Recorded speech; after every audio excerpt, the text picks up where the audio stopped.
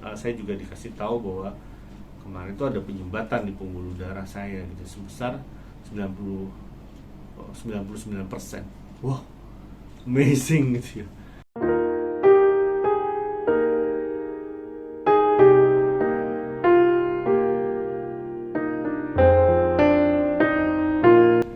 Shalom, Bapak Ibu, saudara-saudara terkasih dalam Tuhan Yesus Kristus. Saya bersyukur hari ini bisa menjumpai Anda dalam kisah sahabat. Kita tahu bahwa perjalanan bersama Tuhan Yesus itu merupakan perjalanan yang penuh dengan sukacita. Nah, hari ini juga saya hendak menyampaikan kisah saya 6 tahun lalu, di mana kasih Tuhan begitu luar biasa atas kehidupan yang saya alami saat itu. Nah, 6 tahun lalu kisah ini terjadi di kantor saya, dimulai kurang lebih pukul setengah 7 malam ya.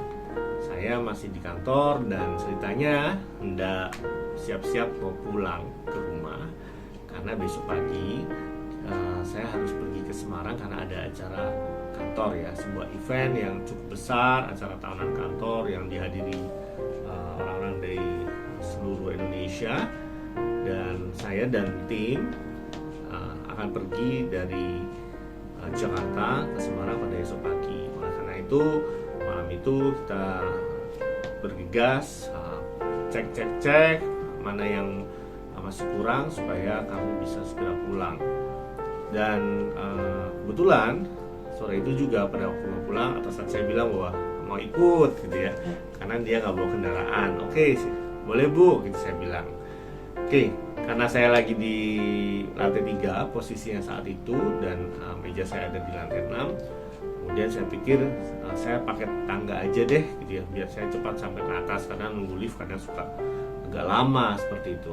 Akhirnya saya masuk ke area tangga dan sedikit bergegas gitu ya, supaya saya bisa segera sampai dan bisa cepat beres dan bisa pulang sama atasan saya gitu ya, karena kalau kelamaan juga nggak enak gitu ya. Nah, namun sampainya di lantai 6 tempat saya berada, di meja itu saya rasanya lemas banget gitu ya. Saya nggak tahu, itu rasa lemas yang pertama kali saya rasakan selama hidup saya gitu. Nggak tahu kenapa, lost power, kehilangan tenaga seperti itu. Langsung saya duduk di meja saya, dan karena saya pikir supaya nggak terlalu lama atasan nunggu, saya telepon, Bu maaf, badan saya lemes banget, nggak tahu kenapa gitu ya. Saya minta maaf gak bisa ngantri malam itu. Ya wes gak apa-apa, dia bilang, saya naik taksi aja. Oke, setelah selesai saya baringan lagi gitu ya, menyandarkan badan sambil merasa, ini kenapa ya badan seperti ini ya. Ya Tuhan, tolong, kenapa ya badan saya seperti ini ya.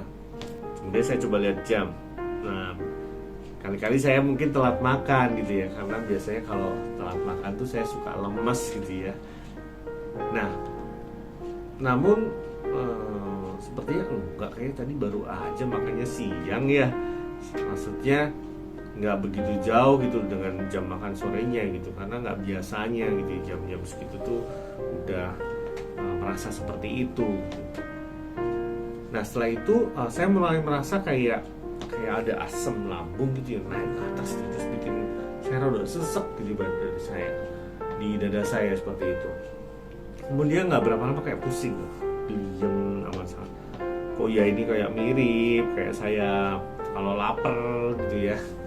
Kemudian ya udah, saya kayaknya udah kayak mau muntah gitu ya. Saya kemudian cepet-cepet ke toilet gitu ya, jaga-jaga kalau misalnya memang saya harus muntah. Namun nggak berapa lama kalau mandi ternyata enggak ya, cuman pusing amat sangat dan lemesnya masih ada gitu ya. Saya pikir saya cuci muka aja deh biar seger gitu ya, karena itu udah malam dan supaya bisa segera pulang. Harapannya sih lemesnya udah hilang gitu ya.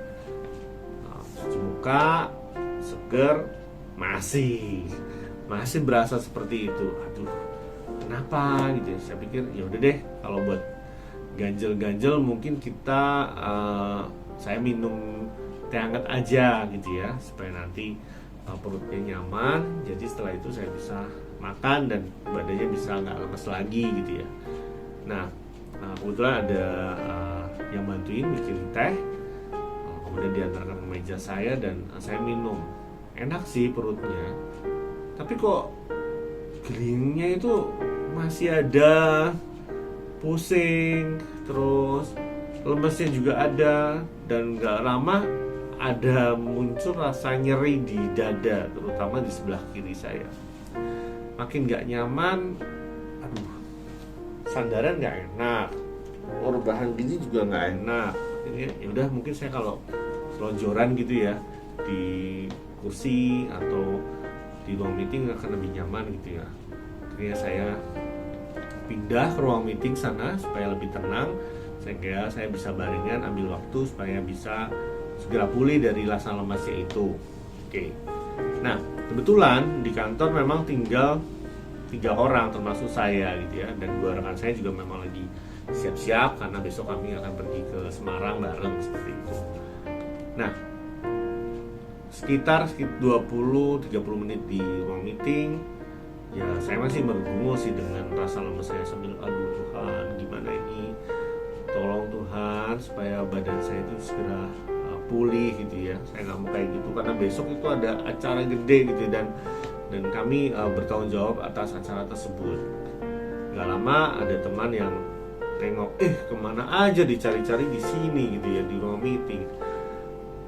Gimana kok ada kondisimu? Dia bertanya seperti itu. Masih sakit nih gitu ya, masih nyeri, nggak enak gitu ya. Kemudian saya pikir kayaknya kamu harus siap-siap deh, pergi ke Semarang berdua aja, nyusul teman-teman yang lain. Kayaknya saya mungkin nggak bisa ikut dengan kondisi kayak gini.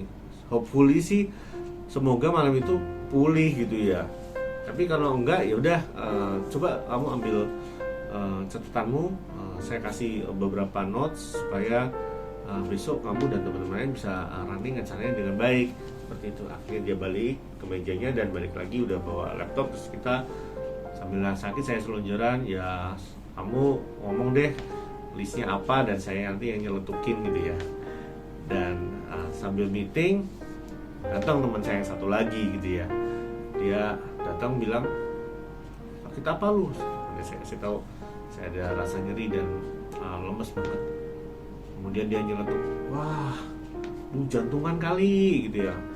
Kemarin soalnya ada temen juga papanya kayak gitu, jantungan dia gitu. Saya bilang, yang benar, enggak lah, masa jantungan gitu. Udah, kita meeting dulu, siap-siap, soalnya besok kita udah harus pergi. Oke, akhirnya teman yang itu balik dan saya masih sama teman yang ada di ruang meeting tersebut. Tapi nggak lama saya ngerasa, kok kayaknya tingkat kesadaran saya kok mulai menurun nih gitu ya. Rasanya agak-agak mau gelap ini. Kemudian, ya Tuhan, tolong aku kuatkan, kenapa ini ya. Akhirnya yaudah, karena jaga-jaga supaya saya nggak pingsan gitu. Kalau saya misalnya pingsan kan, terus kan saya nggak, kalau ditanya-tanya kan nggak bisa jawab, jadi mungkin nanti perawat atau dokter nggak bisa mendiagnosa dengan baik. Saya bilang teman saya, ayo cepetan ambil mobil saya aja gitu kan, dan bawa saya segera ke IGD yang terdekat gitu. Kalau rumah sakit situ deket kok, cuman 2 kilo dari sini.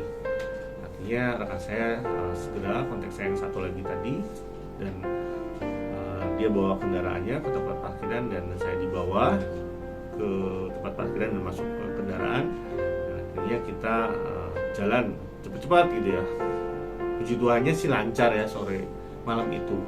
Sampai di rumah sakit, kemudian saya minta turun di sini aja gitu ya, karena kalau harus parkir turunin dekat pintu UGD itu butuh waktu lagi gitu ya. Karena saya udah nggak pengen nunggu lama, saya akhirnya minta turun di lobi. Ya saya ingat ya, kok bisa ya saya jalan kurang lebih sekitar 50-60 meter gitu ya, padahal saya lagi lemes-lemesnya saat itu. Dan akhirnya saya bisa sampai di counternya perawatnya, dan saya bilang, tolong saya dicek segera gitu ya. Saya nggak tahu gitu ya, tadi berasanya lemes banget, pusing, terus ada nyeri dada. Tolong deh Mbak, segera saya dikasih oksigen sama di EKG gitu loh. Saya nggak tahu, biar tahu kenapa ini jantung saya ini gitu ya. Mungkin aja kenapa gitu. ya seperti biasa mungkin ada prosedur administrasi. Jadi ya Bapak ini sekilas, waduh Mbak, aku udah gak kuat Mbak, teman saya lagi parkir, ini KTP saya, nanti biar dia yang urus, seperti itu. Oke, akhirnya dia bantu saya ke tempat tidur yang ada di IGD. Setelah berbaring, saya dikasih oksigen, lumayan lah, berasa enak ya, tenang, mungkin rasa sugesti ya karena udah sampai di IGD, karena pikirnya pertolongannya pasti juga akan ada gitu ya, segera mungkin. Dan gak lama juga susternya datang dengan EKG, kemudian saya dipasang alat itu dan keluar hasilnya gitu ya. Nah, sambil menunggu hasil, teman saya juga kontak ke istri saya masalah supaya datang ke rumah sakit seperti itu. Dan gak berapa lama istri saya juga datang. Sepertinya dia akan dikasih tahu sama susternya hasilnya seperti apa, dan setelah dirujuk juga ke dokter spesialis dalam, kemudian saya dikasih tahu istri bahwa saya terkena serangan jantung. Wah, serangan jantung itu harus gimana nih gitu dalam hati. Tuhan tolong, aku kena serangan jantung, ya aku harus gimana Tuhan. Ya istri saya sepertinya dia berusaha tenang juga gitu, menenangkan saya juga. Dia bilang bahwa setelah ini akan ada cek lagi untuk memastikan bahwa memang saya terkena serangan jantung seperti itu. Dan gak lama adik saya datang gitu ya. Adik saya datang ditemani istri saya juga. Dan setelah hasilnya tadi udah disampaikan, adik saya juga minta foto hasilnya karena dia mau kirim ke kakak iparnya. Kebetulan kakak iparnya adik saya itu dokter spesialis jantung dan pembuluh darah gitu ya. Dan dia kirim, dan dia dapat feedback segera. Dia kasih tahu bahwa itu saya kok cepetan dibawa sini gitu ya, karena butuh tindakan yang cepat karena kita berburu dengan waktu. Waduh, apalagi nih gitu. Ya saya nggak tahu karena waktu itu saya juga nggak ngerti bagaimana penanganan darurat pada kejadian yang seperti itu. Ya udah saya manut aja, dan saya minta istri dan sama adik akhirnya koordinasi sama pihak rumah sakit supaya saya segera dipindahkan dengan ambulan ke rumah sakit di tempat kakak iparnya praktek seperti itu di Tangerang. Lumayan jauh dari situ ya. Rumah sakit IGD tempat saya itu ada di Sunter, dan tempat praktek beliau ada di Tangerang seperti itu. Nah, setelah saya tadi dicek buat lab, saya kemudian masukin ke ruang ICU untuk observasi. Saya nunggu sambil dada saya masih sakit gitu ya, saya nahan ya, dan saya berdoa saja bahwa Tuhan tolong sertai saya untuk melewati semuanya ini seturut dengan kehendak Tuhan saja.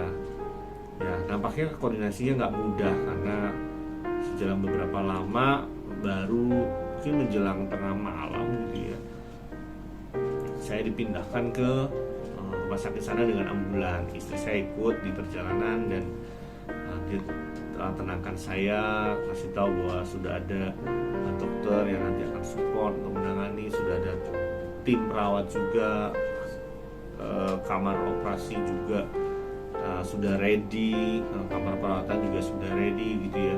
Wah, puji Tuhan sekali gitu ya, saya mendengar itu, walaupun ya rodo-rodo gak sadar gitu ya, karena ya menahan rasa sakit dalam perjalanan. Ya, perjalanan kurang lebih sekitar 25 menit gitu ya, saya rasa, dari Sunter ke Tangerang. Sampai di sana saya langsung ditangani sama perawat-perawat yang udah sigap nyiapin saya, while istri saya mempersiapkan kebutuhan administrasi. Saya pasrah aja karena saya coba senantiasa yakin bahwa Tuhan itu akan kasih pertolongannya, dan saya sudah melihatnya walaupun saya masih menahan sakit. Ini kayaknya ada orang-orang baik yang Tuhan luar biasa sediakan. Tuhan sudah persiapan juga peralatan segala macam untuk saya bisa menjalani tindakan malam hari itu. Nah, setelah persiapan tadi di ruang IGD, akhirnya saya dibawa masuk ke ruang tindakan, dan di sana saya ketemu ada perawat juga, ada dokter, kakak ipar adik saya juga, ada istri juga di sana bersiap untuk melakukan tindakan buat saya waktu itu. Setelah itu bed saya dibawa masuk ke dalam ruang tindakan while istri saya ada di luar, dia masih bisa lihat saya gitu, karena itu ada kaca seperti itu. Kemudian si perawat kasih, saya merasa dingin-dingin, mungkin dia bilang itu kayak bius gitu ya. Dan kemudian dokter masuk dan bilang tenang aja, nanti tindakannya nggak lama kok gitu ya, dan nggak sakit seperti itu. Nah setelah itu saya merasa udah nih, udah selesai gitu ya, mungkin berasa enak gitu, nyaman gitu ya orang jalan tindakan. Akhirnya saya kayak udah selesai kok gitu, semua sudah baik gitu ya, sudah lancar, baik-baik saja. Tadi saya sudah pasang ada satu ring di pembuluh darahmu gitu ya, karena tadi ada penyumbatan di saluran darah saluran pembuluh darah yang besar gitu ya, mungkin koroner gitu ya, yang mengarah ke jantung. Oh gitu ya, oh ya oke dok, thank you dok. Kemudian saya dipindahkan ke ruang HCU. Setelah itu di ruang HCU saya ditemani ada istri juga gitu ya. Besoknya juga ada mama juga sudah datang dari Surabaya seperti itu, nungguin saya di sana. Dan puji Tuhan juga anak-anak yang ada di Jakarta, kebetulan ada ayangnya masih di sana, jadi bisa nungguin juga. Dan beberapa teman datang ke ruang itu keesokan harinya gitu kan, kasih semangat saya. Luar biasa nih orang-orang nih, jauh-jauh mau datang ke sini gitu ya, untuk kasih support gitu ya. Amazing buat saya, itu merupakan bentuk kasih karunia Tuhan dan penyertaannya melalui orang-orang yang baik yang ada di sekitar saya gitu ya. Di ruang HCU itu saya juga dikasih tahu bahwa kemarin itu ada penyumbatan di pembuluh darah saya gitu, sebesar 99%. Wah, amazing gitu ya. Berarti tinggal 1% nih dok gitu. Ya puji Tuhan, Tuhan sertai semua prosesnya dan nggak terlambat untuk mendapatkan pertolongan, dan semuanya disediakan tepat pada waktunya. Singkat cerita, akhirnya saya bisa pulang setelah menjalani perawatan, dan saya bersyukur sekali Tuhan senantiasa menyertai prosesnya, menghadirkan orang-orang yang baik saat itu juga. Di malam itu ada rekan kantor yang nganterin, istri yang datang dengan sigap, dengan adik juga, ada dokter, kakak ipar juga yang juga mensupport saya di rumah sakit sehingga saya langsung mendapat tindakan. Ada keluarga juga, oma, opa, eyang yang ada saat itu, keluarga besar semuanya hadir menolong dan mendoakan saya sehingga saya bisa menyampaikan sharing saya di saat ini kepada Bapak Ibu Saudara sekalian. Dan kiranya kisah tadi boleh mengingatkan kita bahwa Tuhan Yesus selalu menyertai kita dan menolong setiap langkah hidup kita, dan Dia akan memenuhi keperluan kita seturut dengan kekayaan dan kemuliaannya Tuhan. Dan kita tahu bahwa Dia tahu yang terbaik buat kita untuk mencukupi setiap kebutuhan kita. Kiranya Tuhan memberkati kita sekalian. Shalom, salam sejahtera bagi kita.